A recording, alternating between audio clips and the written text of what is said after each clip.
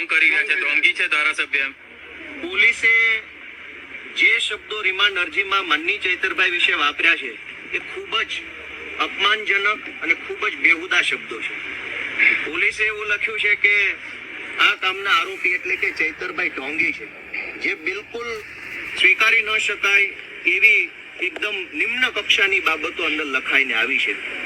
મેં નામદાર કોર્ટને રજૂઆત કરી છે કે એક ચૂંટાયેલા 1 લાખ મતથી ચૂંટાયેલા ધારાસભ્યને ઢોંગી કહેવા એ બતાવે છે કે પોલીસની પાછળ કોઈ રાજકીય ઈશારાઓ કે રાજકીય આકાઓ હશે. પોલીસની જે ફરિયાદ છે એને જ ખોટી ગણાવી છે, એ બાબતે તમે કેવું કરશો?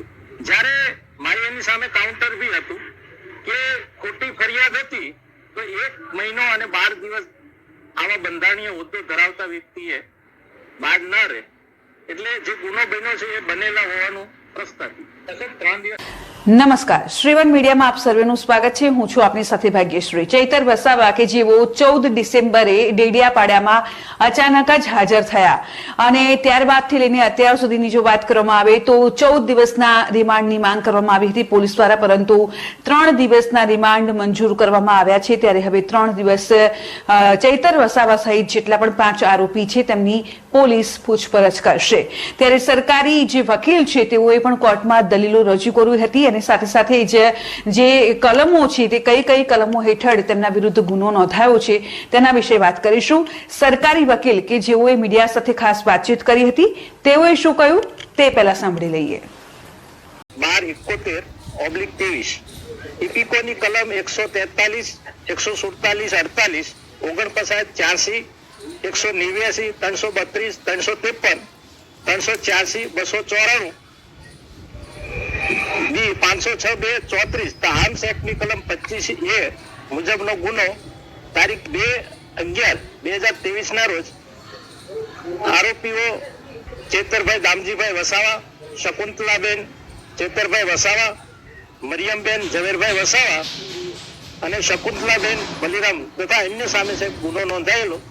એ ગુનાના કામે આજરોજ આરોપી 5 ચેતરભાઈ દામજીભાઈ વસાવા જે અહીંના ધારાસભ્યશ્રી છે, બીજા અન્ય 5 આરોપીને નામદાર કોર્ટમાં આજે રજૂ કરવામાં આવ્યા હતા.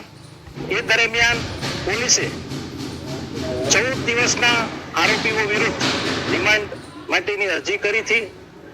એ દરમિયાન રિમાન્ડના જે મુદ્દા હતા એમાં એક તો આરોપી નંબર 1 ચેતરભાઈ દામજીભાઈ વસાવાના અહીંના બંધારણીય હોદ્દો ધરાવતા હોય, ધારાસભ્યશ્રી હોય અને એમને સરકારી અધિકારીને, વન વિભાગના અધિકારીને પોતાના ઘરે બોલાવી ધાક ધમકી આપી અને એમની હાજરીમાં હથિયાર મગાવી અને ફાયરિંગ કર્યાનું મુખ્ય દલીલ હતો. એટલે એ જે ફાયરિંગ થયેલું એ હથિયાર જે છે એ કબજે કરવાનું હોય એ બાબતે દલીલ રેડી.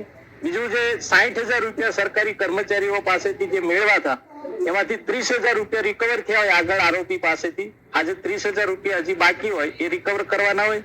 બીજું આ ગુનો નોંધાયા એના 1 મહિનો ને 12 દિવસ થયા હોય અને કાલે જ હાજર થયા હોય ધારાસભ્યશ્રી આઈના જે ધારાસભ્ય, એટલે એ ક્યાં હતા એ બાબતે પણ તપાસ કરવાના પોલીસ અધિકારીએ રિમાન્ડના મુદ્દામાં જણાવ્યું હોય અને એના આધારે આ તમામ મુદ્દાઓને ધ્યાને લઈ નામદાર કોર્ટે 5 આરોપીના દિન 3 ના એટલે 18/12/2023 બપોર 12 વાગ્યા સુધીના રિમાન્ડ મંજૂર કર્યા છે. 3 દિવસના રિમાન્ડ વાત કરી છે.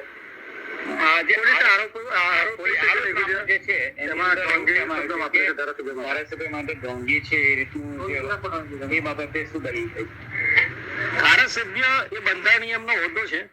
જયારે નામદાર કોર્ટની અંદર કોઈ આવતા હોય છે ત્યારે કોઈ હોદ્દો ધારણ કરીને આવતા નથી. બધા સમાન તરીકે આવતા હોય છે. આરોપી તરીકે જયારે આવે ત્યારે સમાન જ હોય છે.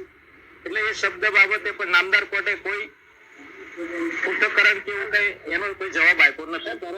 ધારાસભ્યના જે વકીલ છે એમને પોલીસની જે ફરિયાદ છે એને જ ખોટી ગણાવી છે, એ બાબતે તમે કેવું કરશો? જયારે મારી એની સામે કાઉન્ટર બી હતું કે ખોટી ફરિયાદ હતી તો 1 મહિનો અને 12 દિવસ આવા બંધારણીય હોદ્દો ધરાવતા વ્યક્તિએ બાદ ન રહે, એટલે જે ગુનો બન્યો છે એ બનેલા હોવાનું પ્રશ્ન હતી. સર 3 દિવસના રિમાન્ડમાં કઈ કઈ જગ્યાએ શું ખાસ કયા મુદ્દાઓને લઈને ધારાસભ્ય સહિત જે આરોપીઓને ક્યાં લઈ જવાશે અને કયા મુદ્દાને લઈને હવે એ તપાસનો વિષય છે. તો બીજી તરફ ગોપાલ ઇટાલિયાનું કહેવું છે કે કેસ જ ખોટું થયું છે. ગોપાલ ઇટાલિયાએ શું કહ્યું તે પણ સાંભળી લો. ચૈતરભાઈ વસાવા આદિવાસી સમાજના ખૂબ ક્રાંતિકારી યુવાન છે અને ડેડિયાપાડાની જનતાએ એમને 1 લાખ કરતા પણ વધુ મત સાથે ચૂંટીને મોકલ્યા છે વિધાનસભામાં.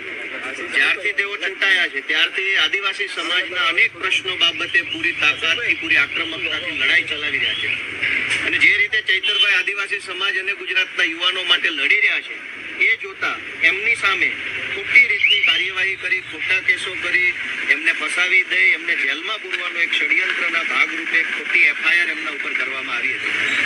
આ એફઆઈઆર ના કામે ગઈકાલે ચૈતરભાઈ સામે ચાલીને પોલીસ સમક્ષ હાજર થયા હતા. પોલીસે આજે ચૈતરભાઈને ડેડિયાપાડાની કોર્ટમાં રજૂ કર્યા હતા અને 14 દિવસના રિમાન્ડની માંગણી પોલીસે કરી હતી. આ પોલીસના રિમાન્ડની માંગણીની સામે માનનીય ધારાસભ્ય ચૈતરભાઈ વસાવા તરફથી વકીલ તરીકે અમોએ પક્ષ રાખ્યો અને બંને પક્ષની દલીલો સાંભળ્યા પછી નામદાર ડેડિયાપાડા કોર્ટે 18 તારીખે બપોરે 12 વાગ્યા સુધીના રિમાન્ડ મંજૂર કર્યા છે. અચ્છા, પોલીસે અંદર એવું લખ્યું છે ચૈતરભાઈ ઢોંગી કરી રહ્યા છે, ઢોંગ કરી રહ્યા છે, ઢોંગી છે ધારાસભ્ય. પોલીસે જે શબ્દો રિમાન્ડ અરજીમાં માનનીય ચૈતરભાઈ વિશે વાપર્યા છે એ ખૂબ જ અપમાનજનક અને ખૂબ જ બેહુદા શબ્દો છે. પોલીસે એવું લખ્યું છે કે આ કામના આરોપી એટલે કે ચૈતરભાઈ ઢોંગી છે, જે બિલકુલ સ્વીકારી ન શકાય એવી એકદમ નિમ્ન કક્ષાની બાબતો અંદર લખાઈને આવી છે. મેં નામદાર કોર્ટને રજૂઆત કરી છે કે એક ચૂંટાયેલા 1 લાખ મતથી ચૂંટાયેલા ધારાસભ્યને ઢોંગી કહેવા એ બતાવે છે કે પોલીસની પાછળ કોઈ રાજકીય ઈશારાઓ કે રાજકીય આકાઓ હશે. તો આ સાથે જ અત્યારે બસ આટલું જ. જો તમને અમારો વિડીયો પસંદ આવતો હોય તો લાઈક કરો, શેર કરો અને ખાસ સબસ્ક્રાઇબ કરવાનું ન ભૂલતા. નમસ્કાર.